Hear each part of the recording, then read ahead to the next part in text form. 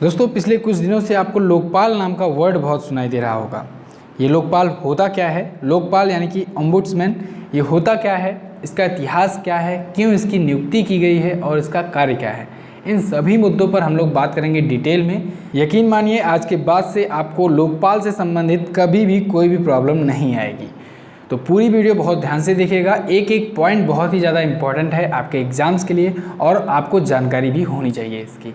तो इस वीडियो में पहले हम लोग लोकपाल यानी कि ओम्बुड्समैन से संबंधित पूरे कॉन्सेप्ट को समझेंगे, पूरा डिटेल में जानेंगे। उसके बाद एंड में मैं आपसे प्रैक्टिस सेट भी सॉल्व कराऊंगा, जिससे आपका बहुत ही बेहतर तरीके से रिवीजन हो पाएगा और आप लोकपाल से संबंधित कोई भी चीज़ें, कोई भी पॉइंट कभी नहीं भूलेंगे। तो नमस्कार दोस्तों, मैं सुमित मिश्रा स्वागत करता हूँ आप सभी का Mishra ji technical YouTube channel में। दोस्तों सबसे पहले बात करते हैं हम लोग लोकपाल की, यानी ओम्बुड्समैन। ये लोकपाल होता क्या है? लोकपाल दोस्तों संस्कृत के शब्द लोपाला से लिया गया है।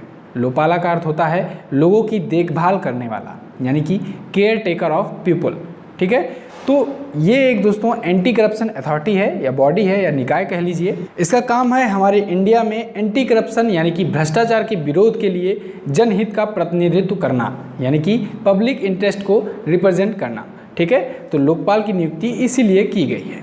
लोकपाल के पास दोस्तों सेंट्रल गवर्नमेंट यानी केंद्र सरकार पर और उसके सार्वजनिक अधिकारियों के खिलाफ करप्शन के आरोपों की जांच करने के लिए और करप्शन यानी भ्रष्टाचार से जुड़े जितने भी मामले हैं उन सभी का अधिकार क्षेत्र आता है लोकपाल के पास। ठीक है, तो लोकपाल इसकी जांच करता है। अब हम लोग थोड़ा सा नज़र डालते हैं लोकपाल के इतिहास पर, यानी ये वर्ड आया कहाँ से। तो दोस्तों सबसे पहले 1809 ईस्वी में स्वीडन में उसके संविधान के अंतर्गत ओम्बुड्समैन की स्थापना की गई। किसकी स्थापना?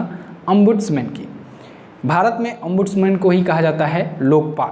ठीक ऐसे ही दोस्तों अलग अलग देशों में अलग अलग नामों से इसे जाना जाता है, यानी काम वही, नाम अलग अलग। जैसे इंग्लैंड हुआ, न्यूजीलैंड हुआ, इसमें संसदीय आयुक्त के नाम से जाना जाता है। सोवियत संघ में प्रोसिक्यूटर कहा जाता है इसको, और ऐसे ही डेनमार्क में भी इंग्लैंड की तरह संसदीय आयुक्त के नाम से ये जाना जाता है। तो आप लोग भी इसे ओम्बुड्समैन ना कह के लोकपाल ही कहिएगा तो ज़्यादा सही पड़ेगा। लोकपाल इंडिया का नाम है तो आप लोग लोकपाल ही कहेंगे, आप लोग इसकी इंग्लिश ओम्बुड्समैन नहीं कहेंगे। ठीक है, ये स्वीडन का नाम है। हाँ, ये बात बिल्कुल सही है कि इसकी स्थापना सबसे पहले स्वीडन में की गई, वहाँ पर इसे ओम्बुड्समैन कहा जाता है। तो इसी वजह से हम लोग लोकपाल की इंग्लिश ओम्बुड्समैन कह रहे हैं, लेकिन ऐसा कहना गलत होगा क्योंकि इंडिया में इसे लोकपाल ही कहा गया है, तो लोकपाल ही कहा जाएगा। ठीक है, ये तो हो गई विदेशों की बात। अब हम लोग बात करते हैं इंडिया के इतिहास की। तो दोस्तों सबसे पहले मई 1969 में पहली बार लोकपाल बिल लोकसभा में पेश किया गया और पारित भी हो गया, लेकिन राज्यसभा में जाकर रुक गया, राज्यसभा में पारित नहीं हो पाया।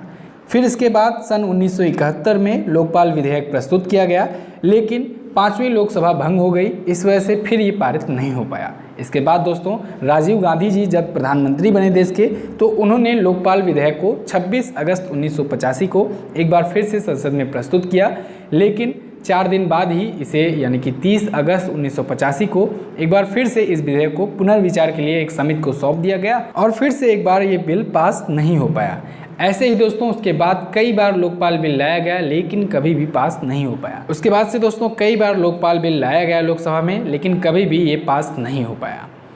लोकपाल बिल पास कराने का श्रेय दोस्तों कहीं न कहीं अन्ना हजारे जी को जाता है।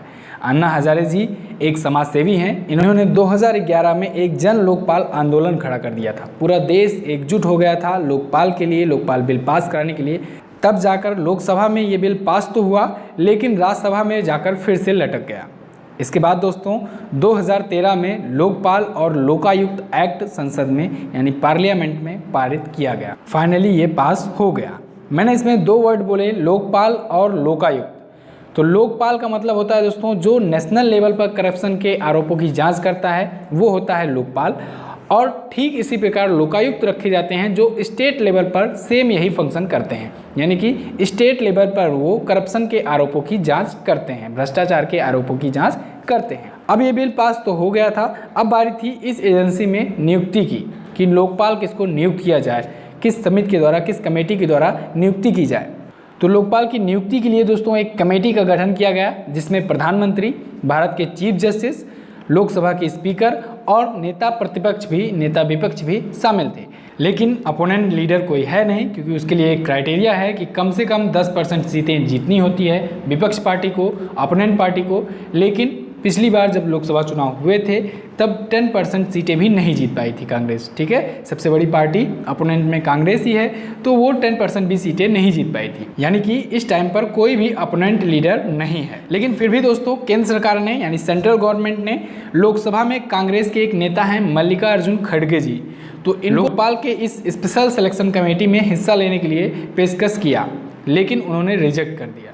तो फाइनली इस सिलेक्शन कमेटी में प्रधानमंत्री नरेंद्र मोदी जी, भारत के चीफ जस्टिस रंजन गोगोई जी और लोकसभा स्पीकर सुमित्रा महाजन जी, इनकी एक कमेटी बनी और 17 मार्च 2019 को सुप्रीम कोर्ट के रिटायर्ड जज हैं एक पिनाकी चंद्र घोष जी, उनको भारत का पहला लोकपाल नॉमिनेट कर दिया गया। ठीक है, मैंने बोला नॉमिनेट कर दिया गया यानी नामित कर दिया गया। नियुक्ति और नामित में थोड़ा सा डिफरेंस है दोस्तों, इसको ध्यान से समझिएगा। नॉमिनेट या नामित मतलब इस कमेटी ने इनका नाम भेज दिया राष्ट्रपति जी के पास सेलेक्ट करके, ठीक है। अब नियुक्ति करना राष्ट्रपति का अधिकार है, राष्ट्रपति जी के अधिकार क्षेत्र में आता है, क्योंकि आपको पता है कि प्रेसिडेंट ही सर्वोच्च संवैधानिक पद है हमारे भारत का, हमारे इंडिया का। तो अगर आपसे पूछा जाए कि किस सिलेक्शन कमेटी ने सिलेक्ट किया है पिनाकी चंद्र घोष जी को, तो आप बताएंगे इस कमेटी का नाम। और अगर आपसे पूछा जाए कि लोकपाल की नियुक्ति कौन करता है, तब आप बताएंगे राष्ट्रपति करता है लोकपाल की नियुक्ति। क्लियर है इतना? आप लोग बिल्कुल मत घबराइए, अभी जब आप लोग प्रैक्टिस सेट सॉल्व करेंगे तो बिल्कुल आपका क्लियर हो जाएगा, बहुत अच्छे से आपको सब समझ में आ जाएगा। अब बात करते हैं हम लोग लोकपाल एजेंसी की। लोकपाल एजेंसी की स्थापना 19 मार्च 2019 को की गई फाइनली। इसका हेडक्वार्टर बनाया गया न्यू दिल्ली को और इसके पहले चेयरपर्सन बने पिनाकी चंद्र घोष। ठीक है, पिनाकी चंद्र घोष बने भारत के पहले लोकपाल। ओके, ये रिटायर्ड सुप्रीम कोर्ट के जज हैं। इमेज में आपको दिख रहे हैं जो यही है पिनाकी चंद्र घोष जी, इनकी नियुक्ति राष्ट्रपति करता है। ठीक है, इसके साथ ही दोस्तों लोकपाल में 8 और सदस्य, 8 और मेंबर्स इनकी सहायता के लिए नियुक्त किए गए। अब ये जो 8 मेंबर्स हैं इनमें 50% जुडिशियल मेंबर्स होंगे और 50% नॉन जुडिशियल मेंबर होंगे, यानी कि 4 न्यायिक सदस्य हैं और 4 गैर न्यायिक सदस्य हैं। जुडिशियल मेंबर वो होंगे दोस्तों जिनके पास भारत के किसी न किसी हाई कोर्ट का अनुभव होना चाहिए, न्यायालय का अनुभव होना चाहिए। अब बात करते हैं इन 4 जुडिशियल मेंबर्स की पहले, उसके बाद हम लोग बात करेंगे 4 नॉन जुडिशियल मेंबर्स की। तो 4 जुडिशियल मेंबर यानी न्यायिक सदस्यों में पहले हैं दिलीप बाबा साहब भोसले। आपको पता होगा इलाहाबाद के करंट टाइम पर जो चीफ जस्टिस हैं गोविंद माथुर जी, इनसे पहले थे दिलीप बाबा साहब भोसले, इलाहाबाद हाई कोर्ट के चीफ जस्टिस। तो ये इलाहाबाद हाई कोर्ट के रिटायर्ड चीफ जस्टिस हैं, ये हैं पहले सदस्य। दूसरे हैं प्रदीप कुमार मोहंती, ये दोस्तों झारखंड हाई कोर्ट के पूर्व जज रह चुके हैं, चीफ जस्टिस रह चुके हैं। ठीक है, झारखंड हाई कोर्ट के ये चीफ जस्टिस थे प्रदीप कुमार मोहंती। इसके बाद नंबर आता है अभिलाषा कुमारी जी का। अभिलाषा कुमारी गुजरात हाई कोर्ट के जज भी रह चुकी हैं। इसके साथ ही दोस्तों ये मणिपुर हाई कोर्ट की पहली महिला मुख्य न्यायाधीश बनी थी, मणिपुर हाई कोर्ट की पहली चीफ जस्टिस बनी थी ये। और इसके साथ ही ये गुजरात के ह्यूमन राइट्स कमीशन की यानी कि मानव अधिकार आयोग की चेयरपर्सन भी थी, लेकिन अब ये भारत के लोकपाल की सदस्य समिति में शामिल हैं। नेक्स्ट हैं अजय कुमार त्रिपाठी जी। अजय कुमार त्रिपाठी दोस्तों छत्तीसगढ़ हाई कोर्ट के चीफ जस्टिस थे, अब ये हैं भारत के लोकपाल की सदस्य में शामिल।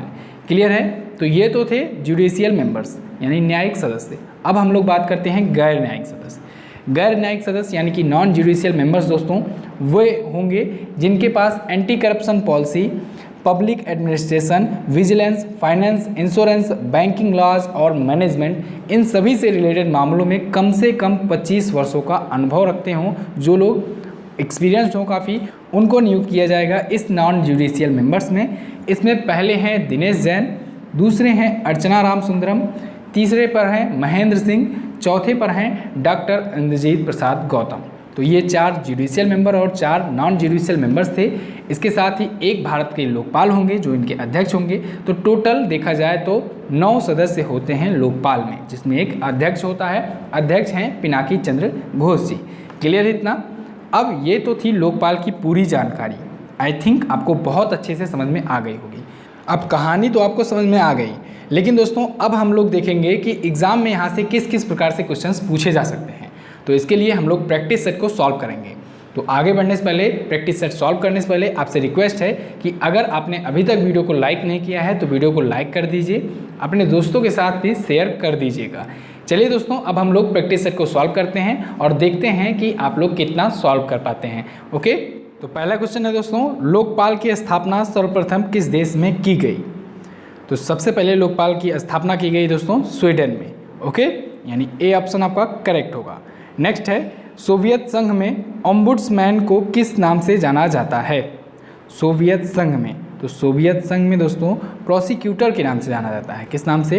प्रोसिक्यूटर, यानी कि अभियोजक के नाम से जाना जाता है ओम्बुड्समैन को। मैंने आपको बताया सबसे पहले स्वीडन में ओम्बुड्समैन की स्थापना की गई, उसके बाद धीरे धीरे सभी देश अपने अपने देशों में भ्रष्टाचार के विरोध के लिए एक एक ओम्बुड्समैन नियुक्त करने लगे। क्लियर है? चलिए अब आगे देखते हैं। अगला क्वेश्चन है, भारत में पहली बार लोकपाल विधेयक कब पेश किया गया?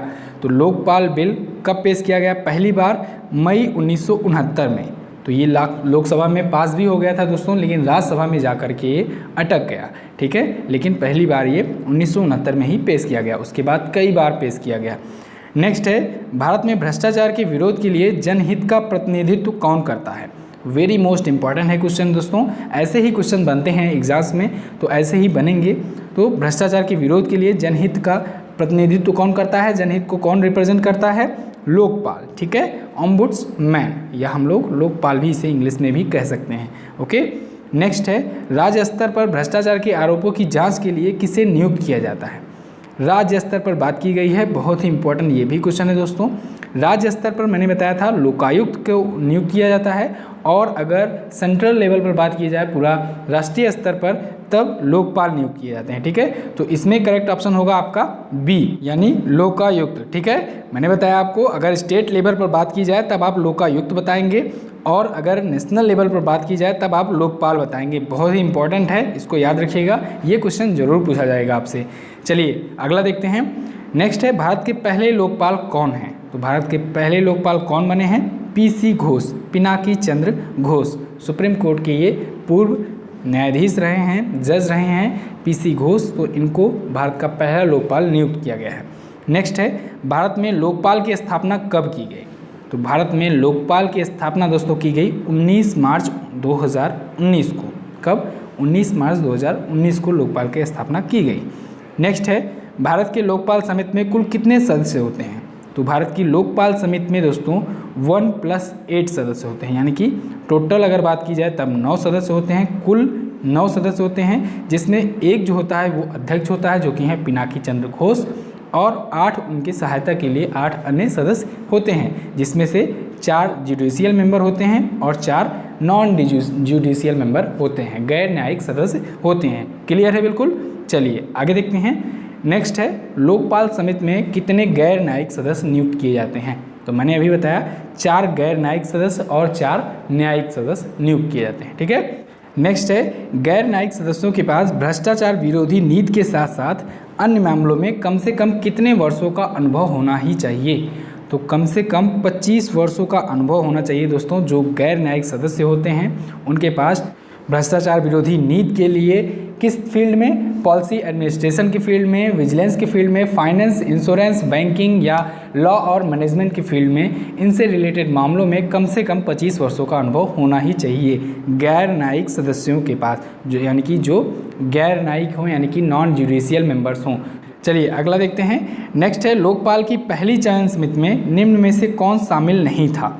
तो लोकपाल की पहली चयन समिति जो हुई है इस बार, उसमें कौन शामिल नहीं था? रामनाथ कोविंद जी। ठीक है, ये नियुक्ति किए हैं, लेकिन जो लोकपाल की चयन समिति थी उसमें कौन कौन शामिल था? हमारे प्रधानमंत्री Narendra Modi ji, justice Ranjan Gogoi supreme court के मुख्य न्यायाधीश, और सुमित्रा महाजन जी जो कि हैं लोकसभा की स्पीकर। ठीक है, इसके साथ ही इनवाइट किया गया था एक विपक्ष नेता को, विपक्ष कोई था नहीं, इस वजह से मल्लिकार्जुन खड़गे को, जो कि कांग्रेस के नेता हैं, इनको भी इनवाइट किया गया था, लेकिन इन्होंने आने से मना कर दिया। ठीक है, तो ये थी लोकपाल की चयन समिति।